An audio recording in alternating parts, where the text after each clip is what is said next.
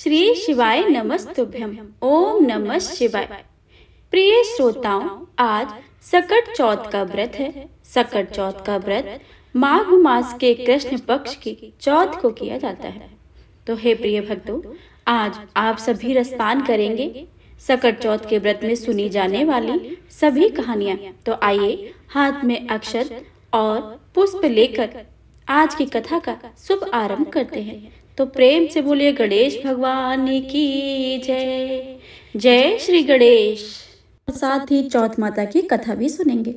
हाथ में तिल लेकर आइए कथा का रसपान करते हैं। तो पहली पौराणिक कथा के अनुसार एक देवरानी जेठानी थी। जेठानी अमीर थी, उसका परिवार भी बड़ा और भरा पूरा था। देवरानी गरीब थी, इतनी गरीब कि जेठानी की सेवा टहल करके गुजारा करती थी। जो कुछ चोनी चोकर मिल जाती उसे अपनी झोपड़ी में आकर पकाकर खा लेती। फूटे घड़े में पानी पीकर टूटी चारपाई पर सो जाती। सुबह उठकर फिर जेठानी की सेवा करने चली जाती। साल भर का त्योहार आया। देवरानी भूखी प्यासी जेठानी की टहल कर रही थी। रात को जब आने लगी तो और दिनों की तरह चूनी चोकर भी नहीं दिया, खाली हाथ झोपड़ी में आ गई। खेत से बथुआ तोड़ लाई, थोड़े से चावल के कन ढूंढकर इकट्ठे किए, कन के लड्डू बनाए, बथुआ बनाकर रख दिया। रात को सकट माता आई, टटिया की ओर खड़ी होकर बोली, ब्राह्मणी खोलो किवाड़ा। देवरानी बोली, चली आओ माता, किवाड़े कहाँ हैं? भीतर आते ही सकट माता ने कहा कि बड़ी भूख लगी है मुझे तो। देवरानी ने कहा, माता जो कुछ दिया है खाओ। कन के लड्डू और बथुआ की धोगा बनाया है और रख दिए हैं, आप उनको खा लीजिए। जब सकट माता छक्कर खा चुकी तो बोली, पानी तो मिला नहीं। देवरानी फूटी गगरी ले आई। पानी पीकर सकट माता ने सोने की इच्छा की। उसने टूटी फूटी खाट बता दी। थोड़ी देर सोने के बाद सकट माता को टट्टी लगी। उसने पूछा, टट्टी कहाँ जाऊं? देवरानी ने कहा, माता सारा घर लिपा पुता है, जहाँ चाहो वहां बैठ जाओ। सारे घर में उन्होंने टट्टी टट्टी कर दी, फिर भी अभी पूरी तरह निपट नहीं पाई। पूछा कि अब कहाँ जाऊं? देवरानी ने कहा, अब मेरे सिर पर कर दो। उन्होंने उसके सिर से पांव तक टट्टी तक नहला दिया और चले गई। सुबह जब देवरानी उठी तो सारी झोपड़ी कंचनमय हो गई। चारों तरफ सोना ही सोना बिखरा पड़ा था। जल्दी जल्दी बटोर कर रखने लगी, पर सोना चुकता ही नहीं था और रखते वक्ते थक गई। इधर जब समय से देवरानी नहीं पहुंची तो जेठानी बहुत बिगड़ने लगी। जेठानी बोली, कल त्योहार था, सारा काम पड़ा है और देवरानी भी कहाँ अभी पता नहीं। उसने अपने लड़के को भेजा और कहा, जाकर फौरन बुलाकर लाओ। लड़के ने जो खबर दी तो जेठानी भी धक से रह गई। दौड़ी दौड़ी पहुंची, देखा तो चारों तरफ सोना ही सोना बिखरा पड़ा था। देवरानी से पूछा, किसको घूसा किसको मूसा? देवरानी सहज भाव में बोली, न किसी को घूसा और न किसी को मूसा। यह सब सकट माता की कृपा थी। जेठानी ने पूछा, ऐसी क्या सेवा की तूने जो सकट माता प्रसन्न हो गई? देवरानी बोली, मैंने तो कुछ नहीं किया, केवल कन के लड्डू और बथुआ के धोदा दिए थे खाने को। इस प्रकार उसने सब कुछ बता दिया। जेठानी घर आई और गरीबों की तरह रहने लगी।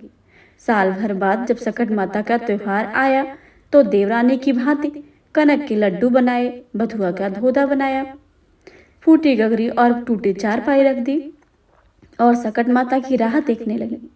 रात में सकट माता ने दरवाजा खटखटाया। जेठानी ने कहा, माता किवाड़े कहाँ हैं? टटिया खोलो और आ जाओ। सकट माता ने जो पिछले साल देवरानी के साथ किया था वही सब किया। जेठानी ने कहा, माता जो कुछ खाओ पियो, तुमसे कुछ नहीं छिपा है। सकट माता ने खाया पिया और टांग फैलाकर सो गई और आधी रात को घर तक जेठानी को टट्टी में नहला दिया और माता चली गई। सुबह हुई, लड़के बच्चों ने देखा तो चारों तरफ गंदगी ही गंदगी फैली थी। जेठानी भी गंदगी से नहाई निकली। चलना कठिन था, सारा घर बदबू से भर गया और उन्होंने कहा कि तुमने यह क्या किया? जेठानी ने खिसिया कर देवरानी को बुलाया। देवरानी आई। जेठानी ने बड़े ताने से कहा, तुमने जो कहा था वही कुछ न हुआ। देवरानी ने कहा, तुमने तो बहन गरीबी का नाटक किया था, तुम्हारे पास तो सब कुछ भरा था, इसी से सकट माता अब प्रसन्न हुई। मेरी गरीबी में उन्हें दया आ गई और सब कुछ दे दिया। तुमने तो मेरी नकल की थी, ऐसे से ही हुआ है। तो प्रेम से बोलिए सकट माता की जय। सकट माता की दूसरी व्रत कथा। किसी नगर में एक कुम्हार रहता था। एक बार जब उसने बर्तन बनाकर आवा लगाया तो आवा नहीं पका। हारकर जब राजा के पास प्रार्थना करने लगा कि आवा पक नहीं रहा है, राजा ने पंडित को बुलाकर कारण पूछा तो राज पंडित ने कहा कि हर बार आवा लगाते समय बच्चे की बलि देने से आवा पक जाएगा। राजा का आदेश हो गया। बलि आरंभ हुई। जिस परिवार की बलि होती वह अपने बच्चों से एक बच्चा बलि के लिए भेज देता। इस तरह कुछ दिनों के बाद सकट के दिन बुढ़िया के लड़के की बारी आई। बुढ़िया के लिए वही जीवन का सहारा था, लेकिन राज आज्ञा के आगे किसी की नहीं चलती थी। दुखी बुढ़िया सोच रही थी कि मेरा तो एक ही बेटा है, वह भी सकट के दिन मुझसे जुदा हो जाएगा। बुढ़िया ने लड़के को सकट की सुपारी और दूब का बीड़ा देकर कहा कि भगवान का नाम लेकर आवा में बैठ जाना, सकट माता तेरी रक्षा करेंगी। बालक को आवा में बैठा दिया और बुढ़िया माता सकट के सामने बैठकर पूजा करने लगी। पहले तो आवा पकने में कई दिन लग गए, पर इस बार सकट माता की कृपा से एक रात में ही आवा पक गया था। सवेरे कुम्हार ने देखा तो वो हैरान रह गया। आवा पक गया था। बुढ़िया का बेटा भी सुरक्षित था और अन्य बालक भी जीवित हो गए थे। नगरवासियों ने सकट की महिमा स्वीकार की तथा लड़के को भी धन्य माना। तब से आज तक की सकट विधि विधान से पूजन होने लगा। प्रेम से बोलिए सकट माता की जय। सकट चौथ की तीसरी पौराणिक कथा के अनुसार एक बार एक ब्राह्मण था। उसके एक ही लड़का था। वह बहुत ही गरीब था। उसका लड़का राजा के यहाँ काम करता था, पर पैसे बहुत कम मिलते थे। खाना पीना मुश्किल से चल पाता था। सकट का त्योहार आया। ब्राह्मणी व्रत रही। घर में कुछ नहीं था। उसने अपने लड़के से कहा कि जब राजा के यहाँ से काम करके चलना, तब थोड़े से तिल और गुड़ मांग लेना, जिससे कि हम पूजा तो कर लेंगे। लड़का राजा के यहाँ काम करने पहुंचा। दिन भर काम करने के बाद वह एक भंडार में घुस गया। भीतर से दरवाजा बंद कर लिया। वहां तो सारी चीजें भरी पड़ी थी, पर उसको चोरी की आदत तो थी नहीं। तो सोच रहा था कि चोरी करूं तो कैसे करूं। माघ का महीना, चोरी जैसा भयंकर पाप करना। बार बार वह कहता, तिल चुराऊं तो पाप, गुड़ चुराऊं तो पाप, माघ का महीना क्या चुराऊं। पहरेदारों के कानों में शब्द पड़े। उन्होंने राजा को बुलाया। राजा ने सुना, दरवाजा खटखटाया और पूछा कि तुम कौन हो। लड़के ने कहा, मैं आपके यहाँ काम करता हूँ। मैं बहुत गरीब हूँ। मेरी माँ आज व्रत है। उसने कहा था कि राजा के यहाँ से थोड़ा सा तिल और गुड़ चुरा लाना तो सकट की पूजा कर लूंगी। पर मैं बहुत देर से सोच रहा हूँ कि माघ का महीना चल रहा है। तिल चुराऊं तो पाप और गुड़ चुराऊं तो पाप। राजा ने कहा, मैं कैसे विश्वास करूं कि जो तुम कह रहे हो वह सही है। लड़के ने कहा, आप अपने आदमी को मेरे घर भेजकर पूछवा लीजिए। राजा ने आदमी घर भेजे। आदमियों ने बुढ़िया को पुकारा। बुढ़िया ने कहा, मैं बाहर नहीं आ सकती, मेरी धोती तो फटी है। आदमियों ने लौटकर राजा से कहा और राजा को दया आ गई। राजा ने कहा, गाड़ियों में जितना चाहे माल भर लदवा लो, सब तुम्हारा है। घर जाकर माँ से कहो कि खूब विधि से सकट चौथ का व्रत करे और पूजन करे और सुख में जीवन व्यतीत करे। अब तुम्हें चोरी करने की कोई जरूरत नहीं है। बुढ़िया के लड़के ने राजा की जय जयकार की और सामान से खूब लदबद होकर घर आया। बुढ़िया ने पूजा की और सुखपूर्वक जीवन व्यतीत करने लगी। प्रेम से बोलिए सकट चौथ माता की जय। सकट चौथ की चौथी पौराणिक व्रत कथा के अनुसार एक राजा था। उसके कोई संतान नहीं थी। वह बहुत दुखी रहता था। एक दिन राजा अपने घर के दरवाजे पर बैठा था। उधर से एक भंगिन निकली थी और दूसरी औरत से कहा कि आज सुबह से निर्वसी का राजा का मुंह देख लिया।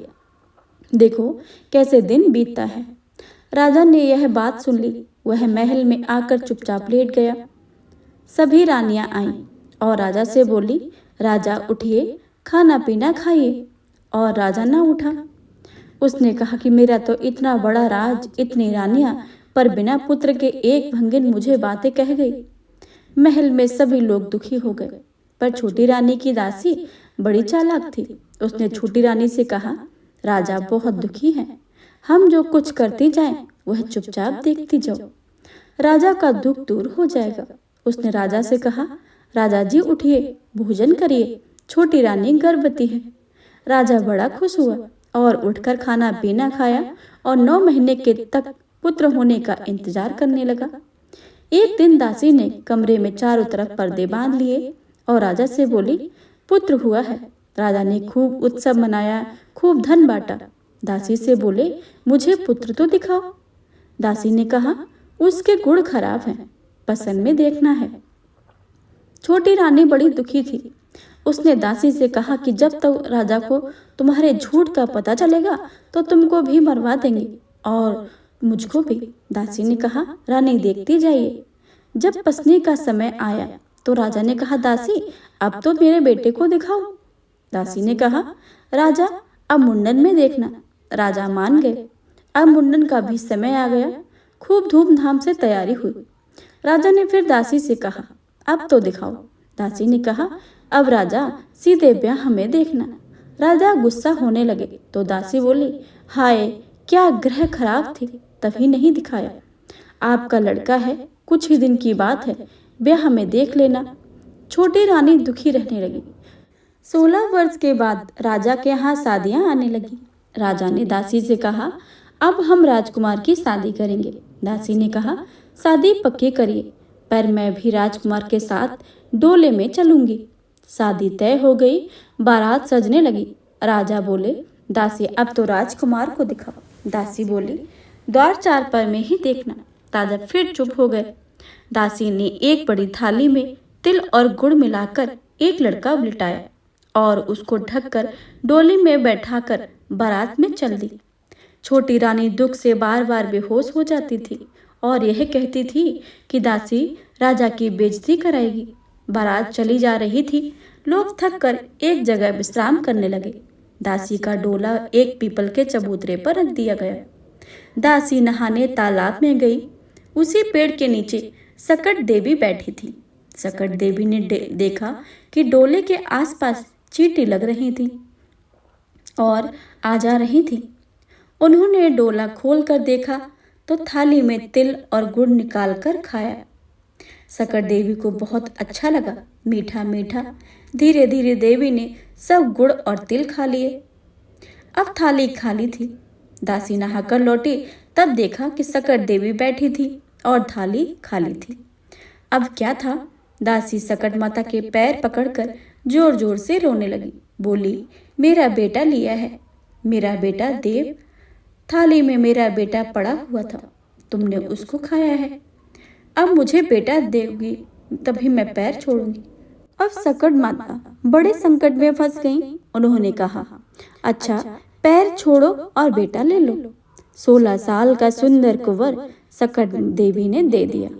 जब दासी बहुत प्रसन्न हुई, बारात दरवाजे पहुंची। राजा ने कहा, दासी अब तो समय आ गया है, राजकुमार को दिखाओ। दासी ने पालकी से पर्दा हटा दिया। राजा राजकुमार को देखकर दंग रह गए और बोले, इतना सुंदर था, इसीलिए तो तुमने मुझे नहीं दिखाया। खूब धूमधाम से शादी हुई। जब बारात वापस आई, छोटी रानी दुख से बेहोश पड़ी थी, जाने क्या होगा। जब बारात दरवाजे पर आई, तब दासी दौड़कर आई और छोटी रानी से बोली, राजकुमार और बहू का परिछन करो चल के।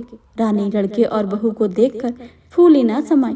दासी ने कहा, रानी हम सबा परेसी का लड़का बनाकर ले गए थे, तुम सबा मन के तिल का गुड़ बनाकर सबको प्रसाद बांटो। सकट माता की कृपा से तुम्हें पुत्र मिला है। प्रेम से बोलिए सकट चौथ माता की जय। आइए सुनते हैं चौथ माता की पौराणिक व्रत कथा।